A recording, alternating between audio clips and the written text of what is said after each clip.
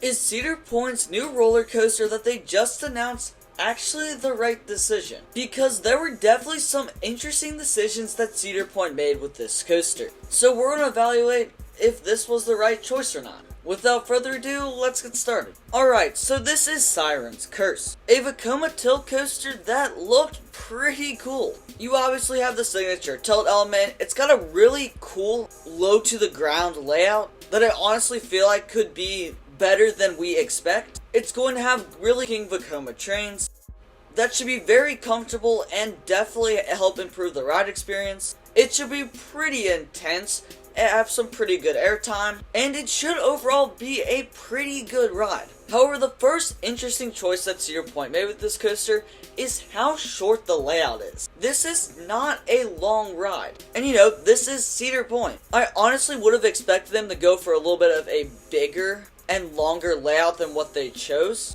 Hold up, but before we get to that, I need to make one thing clear.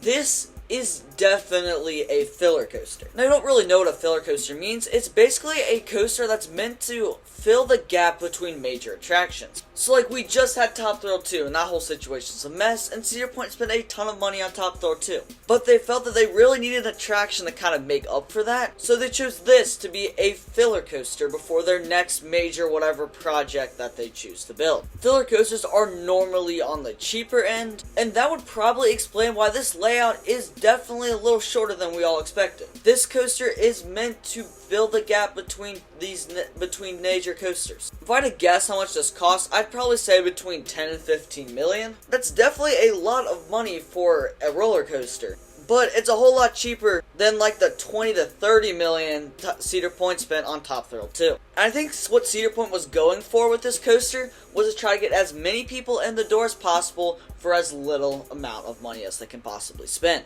And one of the best ways to do that is with a gimmick. And this coaster, it's a tilt coaster. And Cedar Point is going to market this as a gimmicky coaster.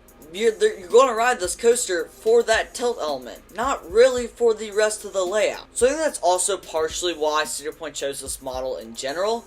They could afford to make it a little shorter because you're riding for the tilt element, not necessarily the experience as a whole. Now yes, a good layout definitely helps. But again, some person just goes to Cedar Point to have a fun day. They're going to walk up to this coaster and ride it for the tilt element, not the rest of the layout. So that kind of explains why Cedar Point chose a shorter layout for this coaster. You kind of got to answer the question, why did they go with a Vekoma tilt coaster? And I just said this, but I really think it was because they could market the gimmick aspect and spend less money and get more people in the door that way. Now yes, they could spend a ton of money on a super cool new LSM launch coaster or whatever, and spend like $20 million, or they could have built this tilt coaster for like 10 to 15 and gotten probably similar results. And I'm kind of starting to sense that the amusement park industry as a whole is starting to shift towards this. The simple truth is that a majority of people don't really care about how good or how well designed a roller coaster's layout is. If they have fun and there's some super memorable moment that makes them want to hop right back in line and tell their friends about it, you can make a super long, really good roller coaster, but if there's not really a signature element, parks are starting to realize you get the same results for a whole lot cheaper. And that's why I think we've seen so many dive coasters recently. You have the tall, steep drop that's super exciting and a lot of fun and you want to tell everyone about. And a lot of times these dive coasters are the most popular ride in the park. Even though a lot of times when you ride all the other roller coasters, you realize that these dive coasters aren't really that great of rides. Sure, the drops are fun and everything, but after that it's like, it's kind of boring. But time and time again, whenever I visit Cedar Point, Valerian always has at least an hour-long line. And I honestly feel like we're going to continue seeing these trend of dive coasters and gimmicks like tilt coasters per se. And I wouldn't necessarily say it's a bad thing. It's just we've got to hope that gimmicks will completely take over all the roller coasters being built so that we can still get some truly really good ride experiences. I'm not saying coasters with gimmicks are necessarily bad, but definitely expect to see more of them in the near future. Alright, let's get back on track. Another head scratcher, for me at least, is in like the announcement videos and thing, why didn't Cedar Point show off any theming? And it's starting to make me wonder if they're not going to actually really theme this coaster at all. Because, Cedar Point made this whole super cool announcement video with, like, cool music and, like, a cool potential for good theming here. And then they show off this coaster in their announcement videos and anything, and there's no sign of theming present. I was really hoping that Six Flags would move towards theming their coasters a lot better, like what Cedar Fair did with Orion per se, because I feel like it just adds to the experience. And this kind of worries me, because if they're not really theming much of the coasters they're adding this year, does this mean that the Six Flags company wants to focus less on theming per se? I'd honestly say it's probably still too early to tell. I mean, yes, they're kind of theming their roller coasters this year, but I feel like Cedar Fair in the past did a whole lot better of a job of making sure every attraction had at least some decent theming. So I thought that was a little interesting that I didn't really talk about. Theming this might not really have a great theme, but another weird thing about this coaster is, why on earth is it red?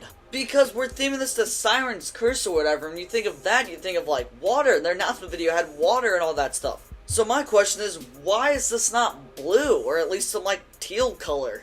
My guess is that they maybe didn't want it to like get confused with Millennium Force, having two blue coasters next to each other, but then again, Top Thrill 2 also has red in its color scheme. So I just kind of find this interesting. And I'm not gonna lie, I'm definitely not the biggest fan of this color scheme whatsoever. I don't feel like the red track and gray supports looks great. I don't feel like the train's color schemes look all that great too. Don't get me wrong, they're gonna be really comfortable, but just like the yellow, I don't know about it. I don't know, maybe it'll look better in person, but for now, I'm not a huge fan of this color scheme. But let's get to our final head scratcher about this coaster.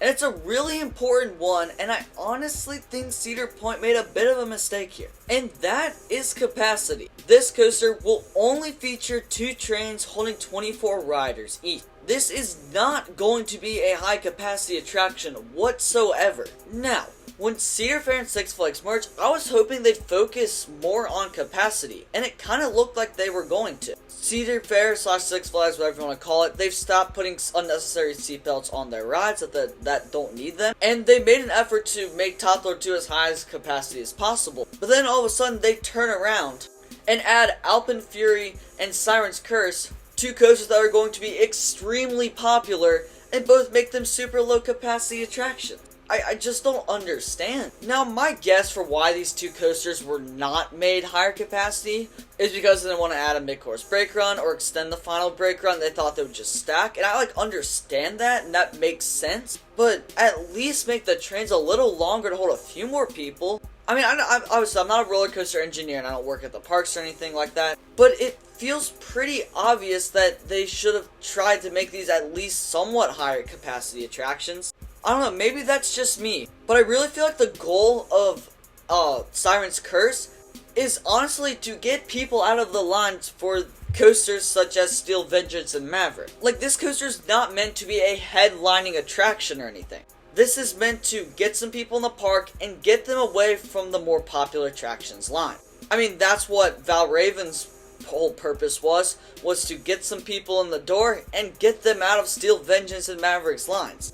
And I really feel like that's what Cedar Point is trying to do with this coaster. But if they know that's what they're going for, I just don't understand why they didn't try to make it more high capacity. Alright, I know there were some interesting decisions made by Cedar Point about this coaster. But despite all of this, I still feel like it was a pretty good choice for Cedar Point. Yes, I wish it was better themed, a little longer, had better capacity and a different color scheme, of course. But was this still a good move to kind of make up for the whole Top Thrill 2 situation? Help their tenants recover and all of that? Yes, I still feel like it is a good decision in that regard. If you enjoyed the video, drop a like down below, subscribe for more coaster content coming your way. And if you want to know why Cedar Fair hated Intamin so much, check out the video on your screen right now, because it's pretty interesting. Thank you guys for watching, and I'll see you all in the next one.